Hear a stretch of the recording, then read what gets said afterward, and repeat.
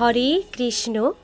আজকের বিষয়টি হলো শ্রীমদ্ ভাগবত গীতা জয়ন্তী 2024 কবে পালন করতে হবে এবং কিভাবে পালন করবেন, গীতা জয়ন্তীর মাহাত্ম্য ও তাৎপর্য, গীতা দানের গুরুত্ব, চলতি বছরে গীতা জয়ন্তীর দিনক্ষণ তারিখ আপনাদের সাথে বিস্তারিত আলোচনা করব এই ভিডিওতে। সম্মানীয় দর্শক শ্রোতা বন্ধুগণ, আজকের আলোচনায় আপনাদের কৃষ্ণময় শুভেচ্ছা ও সুস্বাগতম। এই গীতা জয়ন্তী 11ই ডিসেম্বর পারণ দিন। শ্রীমদ্ ভাগবত গীতা পড়লে কলিযুগের মানুষের মুক্তি মেলে। কলিযুগের মানুষ যদি গীতার আশ্রয় নেয় তাহলে আমাদের মুক্তি অবশ্যই অবধারিত। তার জন্য গীতা জয়ন্তী পালন করা হয়। সনাতনীদের সবচেয়ে বড় গ্রন্থ হল শ্রীমদ্ ভাগবত গীতা। গীতা আমাদের জীবন মন্ত্র। এই জন্য বহুকাল থেকে সঠিক রাস্তা দেখিয়ে আসছে এই শ্রীমদ্ ভাগবত গীতা। এই গীতাকে সবচেয়ে পবিত্র গ্রন্থ হিসাবে মানা হয়। স্বয়ং যোগেশ্বর শ্রীকৃষ্ণ বাসুদেব অর্জুনকে শুনিয়েছেন গীতা ভাগবত। যখন কুরুক্ষেত্রের মাঠে অর্জুন নিজেদের ব্যক্তিদের দেখে শত্রুভাব মনের মধ্যে আনছিল, নিজের ব্যক্তিদেরকে যখন শত্রু ভাবছিল, তখন অর্জুন বিচলিত হয়ে যায় আর অস্ত্র ওঠাতে পারে না। তখন স্বয়ং বাসুদেব শ্রীকৃষ্ণ অর্জুনকে মনুষ্য ধর্ম পালন করার কথা শেখান। গীতা জয়ন্তী কখন পালন করা হয়? শুক্লপক্ষের একাদশী তিথিকে পালন করা হয়।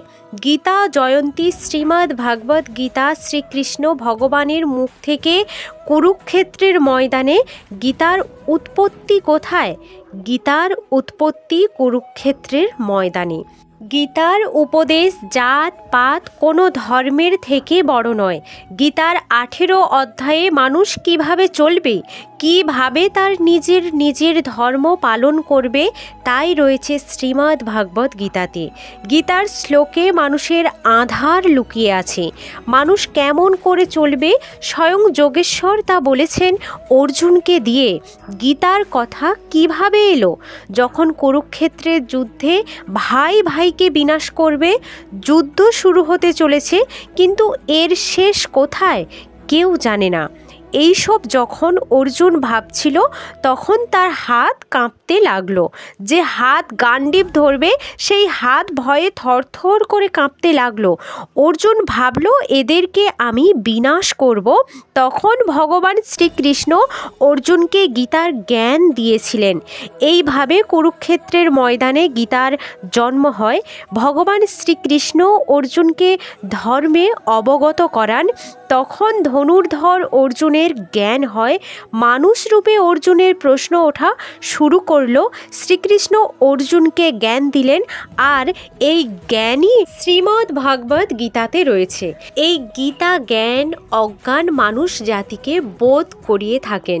শ্রীমদ্ ভাগবত মানুষ জাতিকে তার বোধ বুদ্ধি জাগ্রত করার জন্য ভগবান শ্রীকৃষ্ণ স্বয়ং কথাবাচক হয়ে অর্জুনকে জ্ঞান দেন। দিশাহারা মানুষদের তাই ভগবান গীতা উপহার দেন। সনাতনীদের কাছে এ এমন এক গ্রন্থ যার জয়ন্তী প্রতি বছর পালন করা হয়। সনাতনীদের কাছে এমন এক সৎ গ্রন্থ যা যুগ যুগ ধরে সামলে রাখতে হয়। এই দিন গীতা জয়ন্তী কিভাবে পালন করব? এই দিন গীতা জয়ন্তী পাঠ করব, শ্রীকৃষ্ণ ও গীতাকে পূজা করব, গীতাকে তুলসী দিয়ে আরতি করব। এই দিন উপবাস থাকতে পারেন, সৎ ব্যক্তিদের গীতা দান করতে পারেন। এই দিন নিজের গুরুদেবের চরণে গিয়ে শ্রীমদ্ ভাগবত গীতা পাঠ শুনতে পারেন। গীতাকে আশ্রয় করুন, গীতাকে স্মরণ করুন, গীতা পাঠ করুন। সকলের মঙ্গল হবে।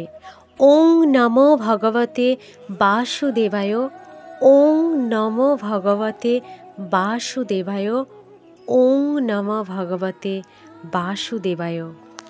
কৃষ্ণ কথায় এতটা সময় জুড়ে থাকার জন্য আপনাদের আন্তরিক ধন্যবাদ। সবাই ভালো থাকবেন, সুস্থ থাকবেন, সাথে থাকবেন। হরে কৃষ্ণ। জয় রাধা মাধব।